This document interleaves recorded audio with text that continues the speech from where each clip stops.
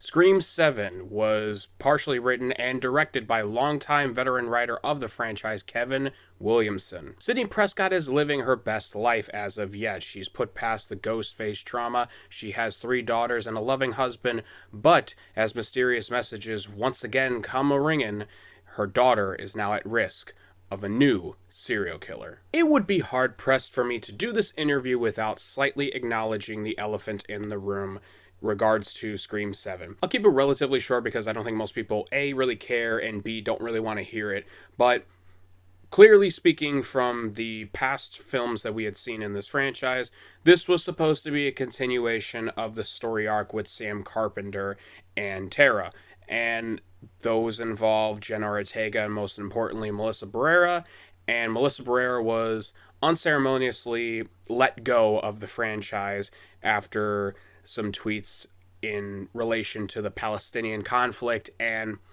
let's just get this out the way real quick. Obviously, fuck politics and fuck all that shit. I don't really want that stuff in my art when it's going to negatively affect the art. I don't really care what your opinions are on the situation. I don't really even have any strong opinions on the situation either. But let's be clear, this is not a reason to fire somebody from their job. Spyglass, Dimension Films, Paramount, whoever, I really don't care. Whoever was in charge of that decision to fire her based on the merits of her making some comments about one of those things, fuck you for that. Fuck you, fuck your life, fuck your family. That is a stupid, stupid reason to be firing somebody. Actors have thoughts, opinions, emotions, all that sort of stuff. They're really not much different than the average person, and to think that you have to hold them to such a higher standard to not talk about certain things politically to fit your agenda, I think is really ridiculous and stupid. So, just once again with my full chest, fuck everybody involved in that decision, and I think that's a horrible, horrible decision, and we can now move on to the rest of the review. And unfortunately, I wish I could sit here and tell you that despite all the controversies with Scream 7, with its rewrites and its letting go of major, major stars in the franchise, that it was a good film, and it was resilient in ways, and that's very much not the case in this one. I am a Scream fan. I absolutely adore the franchise. It's one of the 2 movies that have got me into horror. Clearly, as you can tell with the shirt, I have the Scream 6, mini poster there. I have countless posters, back there that has at least, Scream 6 on there. I have a tattoo of Ghostface on the side of my arm. I do really, really love and enjoy this franchise. And I've always said that these films are not necessarily bad. None of them are necessarily bad. The worst one up until this point had been Scream 3. And even with Scream 3, you can kind of have some fun with it. And for all of Scream 3's faults, at least it kind of at the time was wrapping up a trilogy and it had something to say. This film, however, has very little to say, and its concepts that it does have, it either is lacking or it falls flat on its face, honestly. Let's start out with some positives, though, at least, just before I start rolling into even more negatives.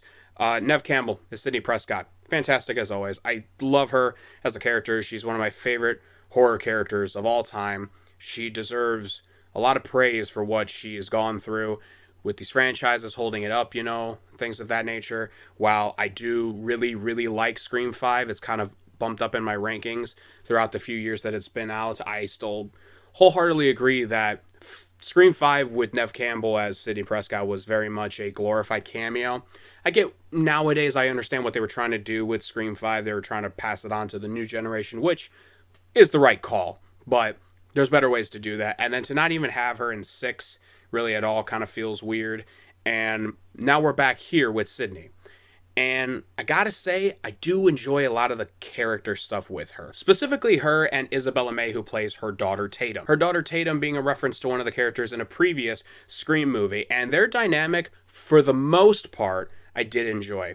Mom Prescott is really cool. I like the first scene we see her in regards to her daughter, and like her boyfriend kind of like sneaks in her room at the very beginning of the movie, so it's not much of a spoiler here, but it's reminiscent of the first Scream movie and kind of like the dialogue and the framing and that sort of stuff. But seeing, Sidney Prescott in it and her kind of taking charge of the situation because she's been through something similar like this was really fun, and it's really awesome to see. And I like her character for the most part throughout the entire film. There are instances though where her character is not done justice. It feels like it really takes leaps with her, and I'm a little annoyed by that, especially coming from the guy who wrote the first two movies, didn't write three, and then wrote four.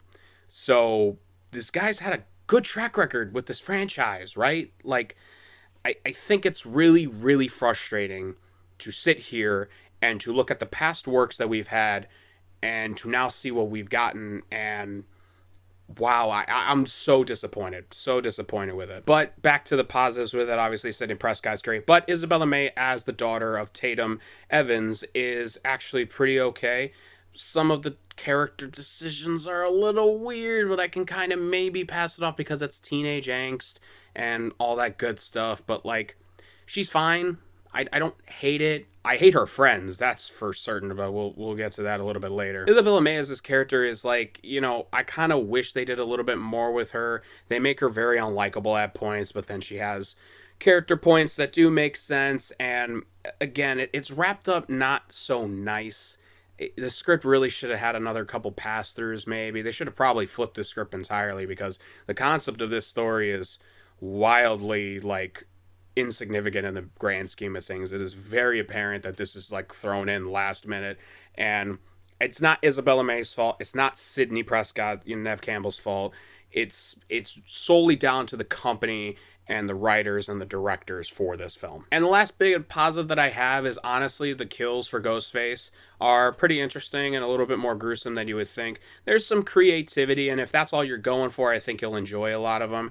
There is particularly, interesting ones where it's involved in the school play equipment. There's, one kill that's really cool in a bar that they do, even though it feels a little too kind of out there and a little too creative for a Ghostface character, I would say. But nevertheless, there are some gruesome kills. There are some fun kills. Ghostface is still really cool as a character and as a villain. That stuff I did enjoy. Let's talk about some negatives, man. It's really bad. It's really bad. And a lot of that stuff is spoiler story, and I'll try my hardest not to really get into it, and maybe I'll make a separate video in regards to it, but I don't really know. This film doesn't really deserve much time and praise or even discourse really at this point. For starters, I think that the characters outside of Sidney's family with Tatum and with her husband, who is Mark, not Mark from Scream 3, which is what I thought at the beginning, but it's a different guy. I really liked the family. I think that they could have done a lot with this, and I was very interested to see what they could do. And I'll also say, too, that I did do a slight trailer reaction when I did it on TikTok when the trailer came out for this, months ago, and I was excited for it, don't get me wrong, but yeah, the fears that a lot of people had were kind of true. Again, the family is fine, but like everybody else outside of that is so terrible and indisposable and really not worth talking about whatsoever.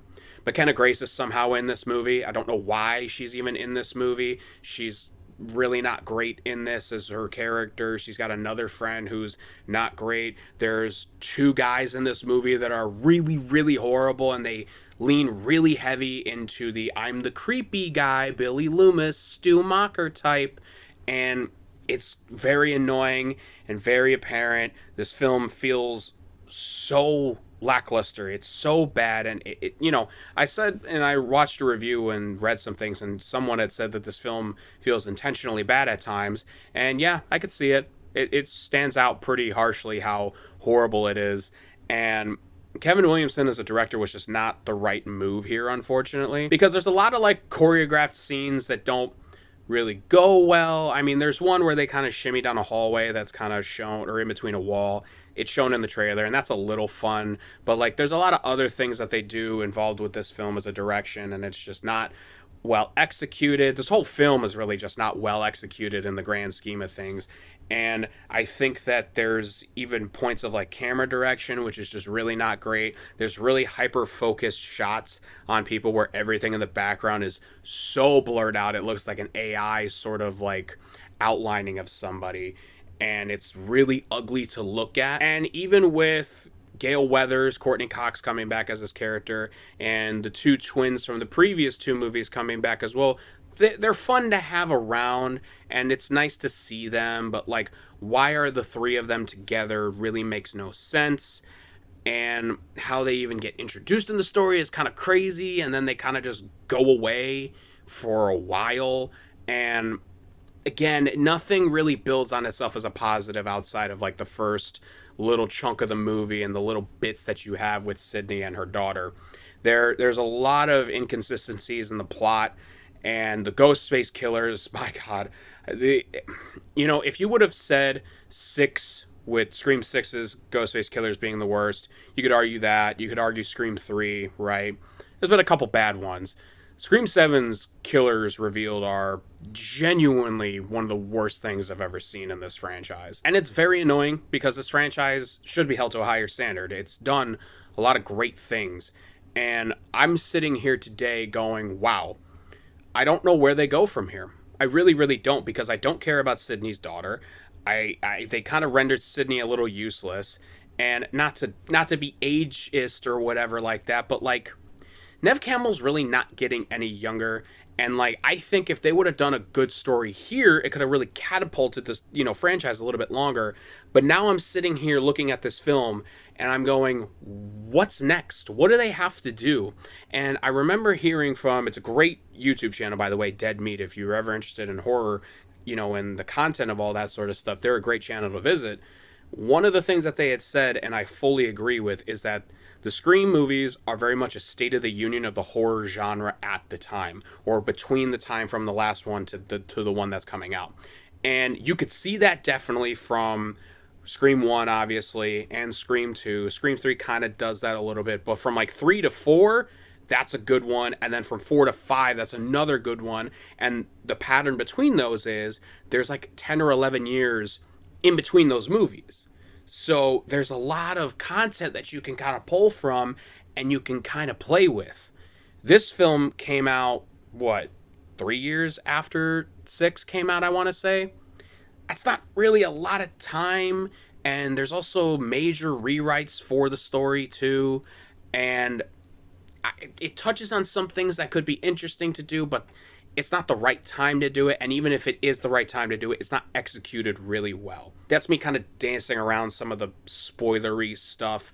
And I will say, this is a slight spoiler. These are for characters that have been announced by the studio that they have been brought for this film. So if you don't want to know that, skip ahead slightly here. The way that they bring back the characters of Stu Macher, Dewey Riley, and Roman Bridger, director, as the ghost faces and other side characters from the past films is really awful. It is genuinely annoying, infuriating, diabolical. I never want to see that again. I'll leave it at that. It is, and again, these were reported a long time ago, so it's not like, these are major spoilers. They are in the film in some capacity. And I really, really fucking hate how they did this, man. In the end, I think Scream 7 is hands down the dirt worst of this franchise. And that's hard to say, and that's annoying to say, because I was really looking forward to something out of this film. But I can only pick a handful of things out of this to really like. Without spoiling things, it's hard to kind of tell you exactly what I dislike, because I think the suspense really isn't there. I don't think it's as scary. There's a couple parts that are kind of cool with, you see Ghostface in the background for some stuff. That's fun. It's slightly different, but like as an overall direction, it's not great. As a script, it's horrible. As characters, trash pretty much from top to bottom almost. This is a film that when we look back on it, for the rewatching and the completionist of rewatching things and catching up for the next Scream movie, this is going to be the one that you skip. This is going to be the one that either you're going to dread watching like 3 for me, and even though I haven't seen 3 in a minute, but it might be even more fun than this, this is definitely the one that you're going to want to skip in the long run. I really, really was disappointed by this. Really disappointed. I'm going to give Scream 7 1 star. It's unfortunate, folks. This is a really fun franchise with a lot of great stuff in it, and it's really tough to see a lot of good things come from this have now just been kind of laid out to rest. But thank you anyways for so much for watching. Sorry I've been away for a little while. I've been caught up with some things. But hey, we're here now. We're going to try to do some more reviews. 2026 as an entire year looks to be great for movie theaters and things of that nature. You can also check out other things that I'm doing where you go on Twitter, where you could see all my random thoughts and opinions on many of the things around the world. You can go to my TikTok, where I'm a little bit more active on there. I try to be at times. Really, most of the time it's talking about The Rookie or anything like that. And Letterboxd, I'm actually a little bit more active on there now. One of my things that I've been doing is I've been rewatching the MCU in release order, and I just finished Phase 3. I just finished the Spider-Man movies, because I'm kind of trying to watch all the Spider-Man movies together and then all the MCU movies together, kind of in like a weird order that I got going on in the lead up to Spider-Man Brand New Day. So this next month we're going to start out with Phase 4 in the Letterboxd review, so be sure to take a look down in the links below for all of that. Anyways, guys, thank you so much for watching. Keep those cinemas alive, and I will talk to you all next time.